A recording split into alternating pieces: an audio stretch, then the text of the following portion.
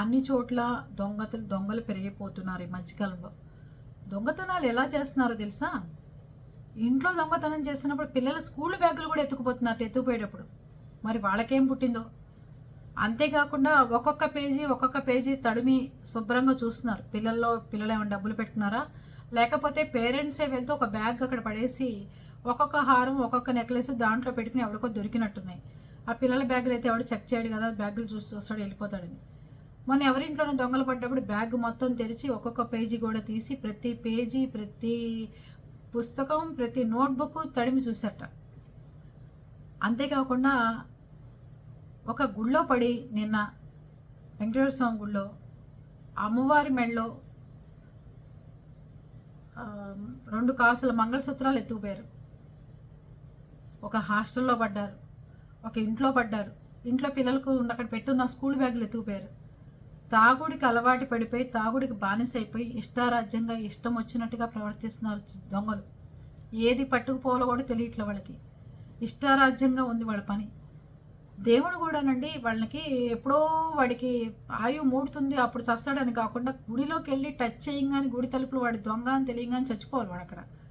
అలా పెట్టాలి ఆయన.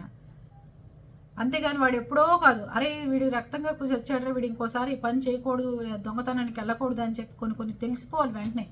వాడికి ఏదో ఎప్పుడో పూర్వం జన్మలో వాడు ఆ పాపం చేశాడు, ఈ జన్మలో అందుకే దొంగ అయ్యాడు, ఇలా ఉంచకూడదు. దేవుడు కూడా వాడిని వెంటనే శిక్షించాలి, చచ్చురుకుంటాడు. ఎంతో కష్టపడి కొనుక్కున్న వస్తువులు వాడేవాడో దొంగతనం. అంతేకాకుండా మన ఈ మధ్యన బస్సు యాక్సిడెంట్లు అయితే మన లాగేవాళ్ళు, మన మంటలు ఆర్పేవాళ్ళు, వీళ్ళందరూ దొంగలు, వీళ్ళందరూ మంచివాళ్ళు అనుకోకూడదు మనం. ప్రతి ఒక్కటి అనుమానించాలి. ఎవడు లాగుతున్నాడో ఎవడు మంచివాడో తెలియక ఎక్కువ మంది అక్కడ కాలిపోయిన శవాల మెడలో బంగారాలు ఆ బస్సు దగ్గరికి వచ్చి దింపే వాళ్ళ దగ్గర బంగారాలు కొట్టేసిన వాళ్ళే ఎక్కువ మంది ఉన్నారట. దొంగలు పెరిగిపోయి పుచ్చిపోతున్నారు. అంతేకాకుండా మీరందరూ కంపెనీ నుంచి పెట్టుకుని ఇంట్లో ఉంటున్న పెద్దవాళ్ళ మధ్యలో ఎవరన్నా పెద్దవాళ్ళని తెచ్చి పెట్టుకుంటే వాళ్ళ ఆధార్ కార్డు తీసుకెళ్ళి ఫస్ట్ పోలీస్ స్టేషన్లో ఎంక్వైరీ చేసుకోండి. ఫస్ట్ మీరు సరే ఇలా పనివాడిని తెచ్చి పెట్టుకుంటున్నాను, సరే ఇది పరిస్థితి పెట్టుకోవచ్చాను. సగానికి సగం మంది అందరూ దొంగ చరిత్రలు, దొంగ నేరాలు, దొంగ వేషాలు, దొంగ పనులు చేసిన వాళ్ళే వస్తున్నారు.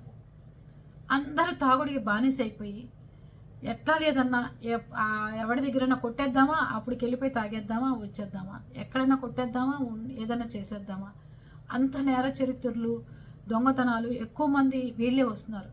అందుకని కంపెనీల పేర్లు చెప్పారు కదా అని మీరు నమ్మి ఉండకుండా పోలీస్ స్టేషన్కి వెళ్ళి ఒకసారి వాడు ఆధార్ చూపించి వాడు తప్పుడు ఆధార్ చెప్పాడో కరెక్ట్ ఆధార్ తెచ్చాడో ఏం తెచ్చాడో అన్నీ చూసుకుని మీరు వాడి ఫోటో ఇప్పుడు రియల్గా ఉన్న ఫోటో ఒకటి తీసుకుని వెళ్ళి వాడిని ఎంక్వైరీ చేసుకోండి దయచేసి. ఆ ఇచ్చే 100-200 కానిస్టేబుల్కి ఇస్తే వాళ్ళే చూసి అన్నీ చెప్తారు.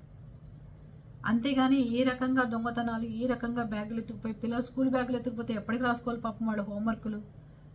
ఇదే పిచ్చి దొంగతనాలు, చిల్లర దొంగతనాలు ఇన్ని రకాలుగా చేస్తున్నారు.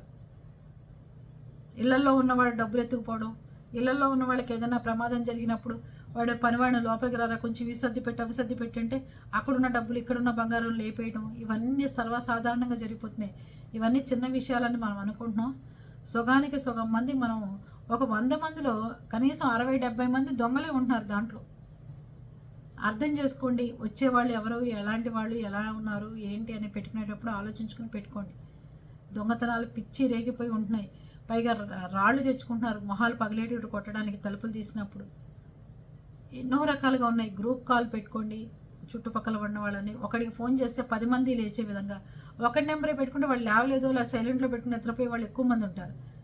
అందుకని మీరు గ్రూప్స్గా కాల్స్ పెట్టుకుంటే ఒకళ్ళు లేకపోయినా ఆ గ్రూప్లో 10 మంది లేచి మీకు సహాయం చేసే విధంగా ఉంటాయి తప్ప ఇలా కాకుండా ఉంటే బాగుంటుంది.